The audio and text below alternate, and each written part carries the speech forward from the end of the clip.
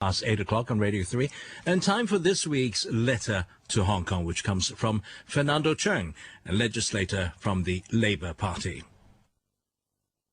Dear Poi Yi, I know you are very concerned about the disaster victims in China. As a legislator, I need to vote on a donation of $100 million to the Sichuan provincial government. In the morning of the day when the Legislative Council's Finance Committee held a special meeting to consider this, I was chatting with a female taxi driver about the 7 magnitude quake. The taxi driver was about 60 years old and had raised her children by being a driver. She was a single parent. Needless to say, she was not well off. She told me that when natural disasters strike the mainland in earlier years, she would become hot-blooded and would tell her children to donate what little savings they had in their piggy banks. What about this time? She said she would not be donating because she had totally lost hope about the extent of corruption on the mainland. Flipping open the newspapers, the Apple Daily pointed out that the Hong Kong people's kindness of earlier years had been transformed into tofu dregs projects.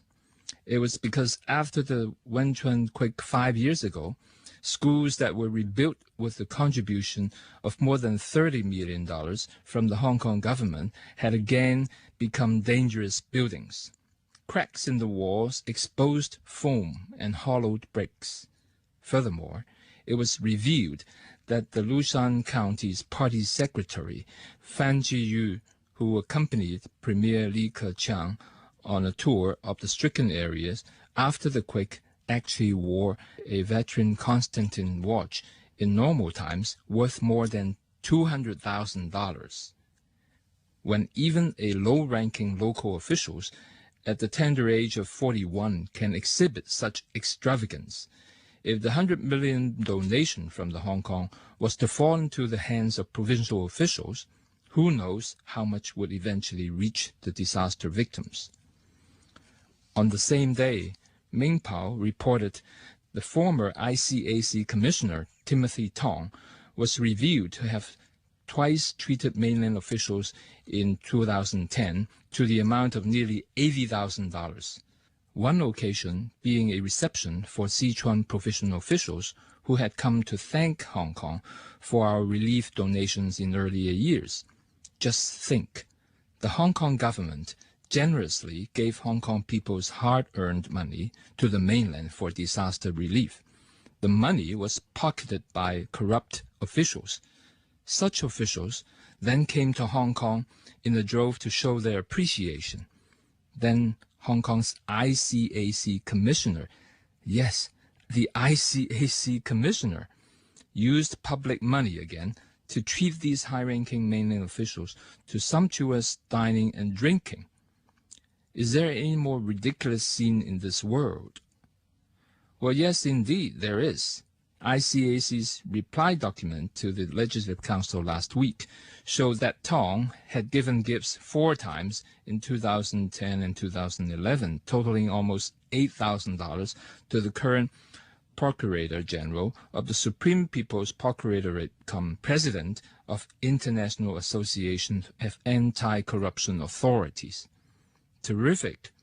The ICAC Commissioner, the highest-ranking official for promoting honesty and uprightness in Hong Kong, breached its own internal regulation and used public money to give presents to the President of the International Association of Anti-Corruption Authorities in official meetings between the Hong Kong and mainland officials. Isn't this ridiculous enough? With almost 200 fatalities and tens of thousands of victims wounded and losing their lodgings in Sichuan quake this time, Hong Kong people would no doubt harbor deep sympathy. It is originally a matter of course for the SAR government to want to represent Hong Kong people to make some donations for disaster relief. But given that mainland government authorities are so thoroughly corrupt that almost no official is incorruptible, Hong Kong people's kind-heartedness will only benefit the corrupt officials even more while disaster victims receive no help. No wonder Hong Kong journalist Lui Ping-kun, who had reported on the Wenchuan quake, speaking from his heart, said, "During the 2008 Wenchuan quake, donations from civil society poured in.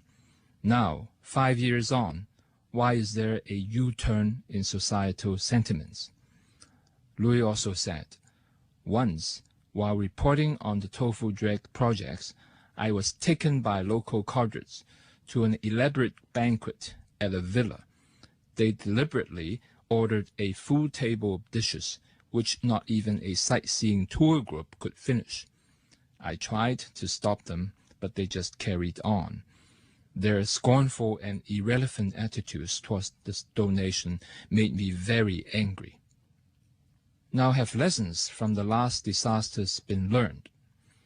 As Hong Kong journalists can see at the Longmen Township in Lushan, while relief materials arrive continuously, the distribution is ineffective. Food rations are first given to officials and soldiers. Disaster victims so lack food and water that they have to hold up placards to plead for authorities to save them. Mainland media has exposed the mismanagement of relief materials by the Red Cross on the mainland. Relief materials are stored in warehouses and do not get distributed timely.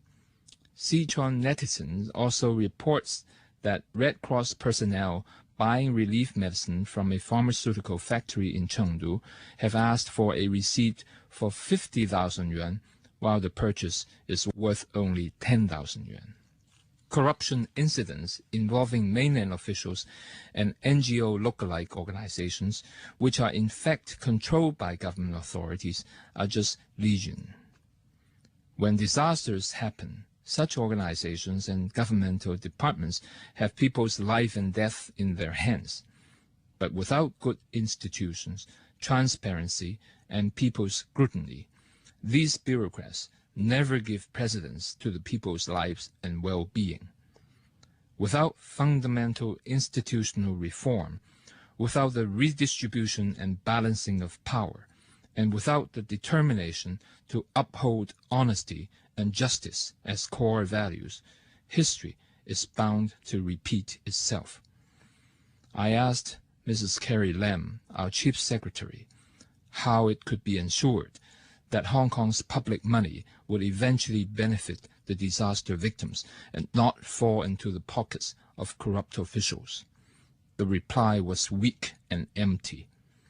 What is worrying is that not only has the culture of corruption on the mainland not ameliorated, but Hong Kong is catching up on this unhealthy culture too.